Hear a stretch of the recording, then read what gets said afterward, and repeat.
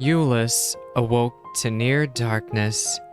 He was but one of many soldiers, young and old, lying in tertium. Every ilm of the carriage floor was covered in bedrolls, leaving no room for careless movement.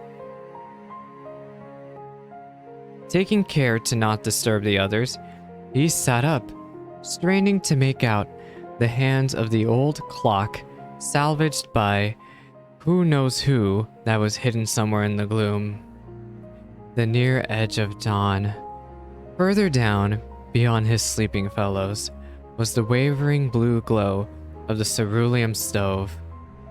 It was not the cold that had roused him from his slumber. We're old friends now. Before accepting the Ilsipard contingent's proffered aid, his people had little materiel, and certainly no magic to warm frozen fingers and toes. The exhaustion that often carried him to sleep still failed to prevent him from regularly stirring in the night. Thinking he might pass the time with fresh air at least, he reached down to drag his boots and bag towards him. Conscious of every noise, he dressed stealthily, holding his breath when Publius rolled over next to him. Fortunately, there came no word of complaint, and Iulus was free to slip out and mull over the events of the previous night in peace. They'd been huddled around a lamp in an out-of-the-way corner, the familiar scent of honey and spices wafting from their cradled mugs, one small comfort afforded by a surplus in rations. The conversation had again settled into a lull when Publius broke the silence. I may just leave for Charlian. The grimacing youth, of an age with Iulus, though low in rank, had barely spoken a word all evening. Now that he had, none knew how to respond. It wasn't surprising. Inevitable, really. Survived the Telophoroian final days they had, but Garlemald was still in a sorry state. The Emperor was gone, the Senate disbanded, and nations were hesitant to commit to any policy concerning the erstwhile empire. There had been some hesitant steps toward forming an interim government, but neither Garlemald nor its neighbors had the means to establish one immediately. The provincial leaders were waiting to see which way the winds would blow, welcoming their countrymen home while making no moves to resurrect the empire themselves. Rumors that this or that province was poised to formally declare independence, or had as good as seceded already, ran rampant. It was only natural to give Garlemald up as a lost cause. Even as some returned to rebuild, others had been tempered and taken to other nations for treatment positioned to remain there, and these nations, Charlian among them, welcomed the refugees with open arms. Though Publius might be the first among present company, he would not be the last to make a new home far from the old. Publius stared into his cup as the moment dragged on. In this nation of the fallen, what was left to say? You should speak with Alphino or Alice on the morrow. They'll put you in contact with someone you can trust, Iulus ventured. The ever-helpful pair was staying at Camp Broken Glass, and like as not had plenty to be doing already, but he would be remiss not to mention it. I'll do that. With that small gesture, the atmosphere changed. Publius exhaled in relief, and the others were soon offering their own words of encouragement and vows to meet again. Though their drinks had long gone cold, their cheers gave them warmth enough. To our brothers and our homeland.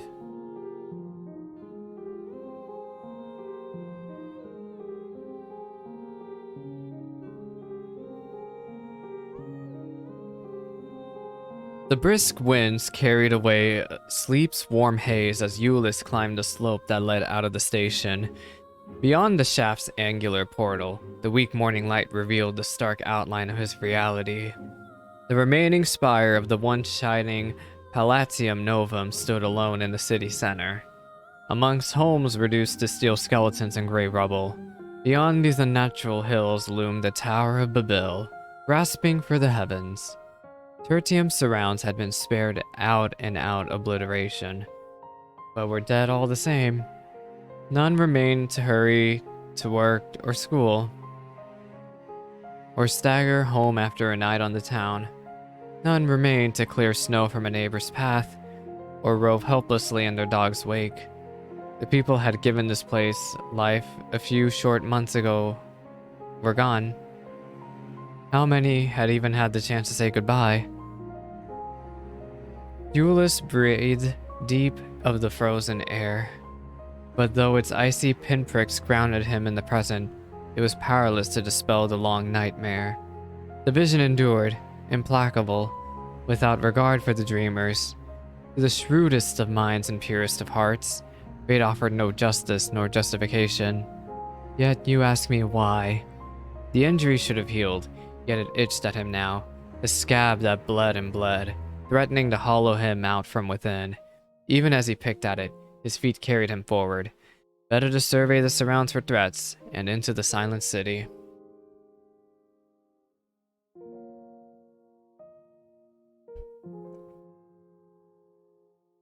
Unforgiving gray, destruction and loss, all silent as the grave, as if even beasts preferred not to pick through these bones of an empire so early in the morn. A flash of movement caught his eye, a scrap of old newsprint trapped in the tumble-down debris of a roadside ruin, the last will and testament of someone's breakfast table. He drew closer, mindful of the potential for further collapse. I remember this.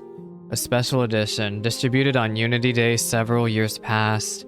The celebration commemorating Garlemald's founding and the heroes who had labored for the Empire was always a tremendous affair for the residents of the capital, most of whom spent the day reveling.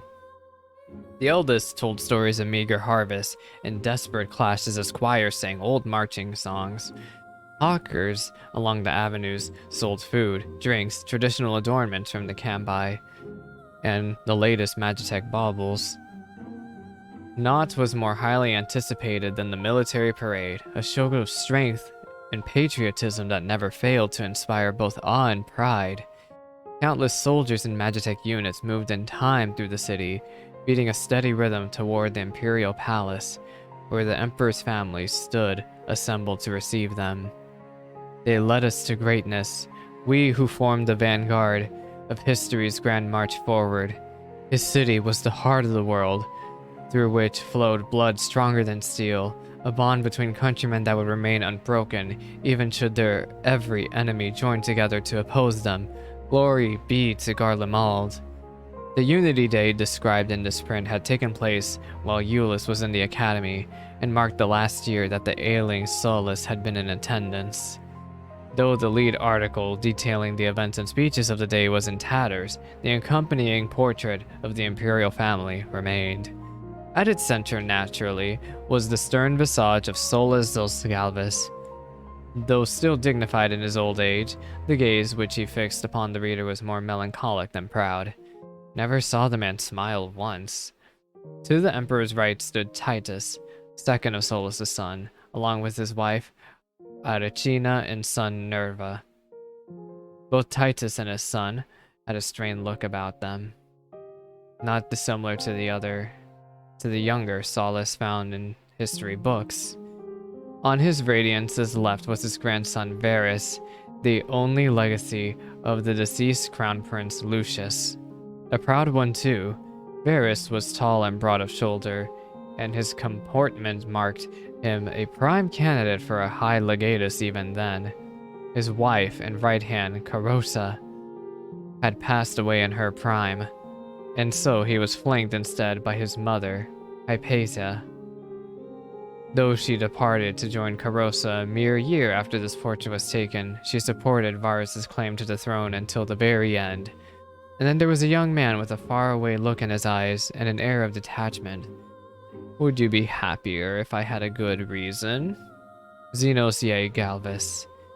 Though his anger had cooled since their encounter on the Eblon Rime, Euless nevertheless found himself wrenched back to the present with no little displeasure. His homeland was gone. That much was plain. Even as he clung to the ragged scrap of remembrance, he hadn't known then whence the fervor of that day would lead, but knew well that it would never be reborn. Even should Garlemald rise from the ashes, its age had ended. And what of us? A new day had dawned, and Euless would not suffer his people to remain in the dark. Yet what star were they to follow? Euless shook out of the paper, folded it neatly, and tucked it in his pocket before leaving the ruin behind. The streets were still and silent, his crunching footsteps the only sound. Playing his role of watchman, he investigated the semi-intact structures he came across, but found little of note. No food or supplies remained, only the detritus of peaceful lives. Not worth saving then or now.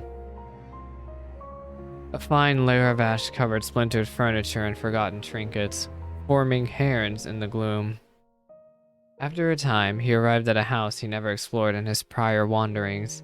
With the roof torn off and the walls half crumbled, it seemed unlikely to hold anything of value, but he nevertheless picked his way through the frosted rubble that would have once formed the intel. Once inside, he dusted himself off and took in his surroundings and drew a startled breath. Euless had seen enough death by now to recognize it at a glance. He approached the soldier and knelt to examine the corpse. Though the cold had prevented significant decay, it was clear that he died some time ago. Had it been during the war, the body would have been removed, so he could have only be one of the tempered or their victims. The bite and scratch marks suggest the latter, like the scars my family gave me. He removed the helmet carefully, not a face he recognized, so probably not a member of the First Legion. Just another poor soul who had escaped the tempering, exhausted the last of his strength, and died anyway. Euless would offer no gods-bound prayers as an Erusian might, but nevertheless set the helmet aside to pay his respects. Though the sentiment rang hollow, he silently encouraged the deceased to find peace with his ancestors and watch over his kin. Alfino and Alice claimed that the Scions had visited the ethereal sea, where all souls returned. There, they were healed of their traumas and washed clean of memories, even should not a single prayer be offered on their behalf. Their deeds in life had no bearing on their place within the relentless machinery of death and rebirth, made no more difference than Garlemald's vaunted unity had to its ultimate fate. If the twins spoke true, then what was the meaning? What meaning was there in any of it? What was life, if not another pointless parade? It occurred to him that this was probably the most respectful place to ruminate on life's worth. My new friend here would certainly have an opinion. He had no more tools for a proper burial, but if he could at least make note of the man's name. Alas, there was no identification to be found. Understandably not a priority for you at the time. His armaments were standard issue, and provided no hint either, although... What do we have here? Gently prizing open the corpse's fist revealed the empty case for a Magitech armor identification key. Had it been stolen after his death? That didn't make sense. A thief wouldn't have repositioned the dead man's hand, which had been clutching the thing so desperately, as if in prayer. But if he had a reason to hope that a comrade might escape, that the rescue was on the way, then maybe... You gave it away, Euless muttered, as if another memory surfaced in his mind. It was summer, of the same year as the newsprint he'd found earlier. A friend had insisted he read some poetry collection, and in the spirit of camaraderie, Euless obliged. He had little interest in elegies, often finding them difficult to parse, but one inscrutable passage had stayed with him. Let this be my final gift to you, in death, my love. In death, we have the power to bequeath the life we might have had, the possibilities and potential to others, to grant them what they need to go on, or so the poet said. Was your key one such gift? Would my mother, my brother, my sister, would they tell me to accept theirs? Lord Quintus, with his homicide, with his suicide, my comrades whom I failed, my countrymen gone without a word. Did you leave your lives, your love, to me? The dead do not answer, yet the wound within ceases its bleeding for a time. If that is our truth, then let it be our meaning. Let it be the chain which binds us through generations. Live on in me, as I would have in you. And perhaps we may yet live on in others. The dead do not answer, but light shines through the broken ceiling, and Euless follows it to behold a brightened sky. His comrades at Tertium will be waking soon. In apology and gratitude, he offers one last silent prayer to his kinsmen ere departing. Be at peace, and know that you are with me. Euless stands and forges ahead into the dawn. End of tale. A question of death. And that is the end of this year's Tales from the Dawn series. If you've been keeping up with the readings, with my videos, I appreciate you and thank you. Please do take the time to check out my channel for more Final Fantasy XIV content, and I hope I can catch you in whatever I do next. Goodbye.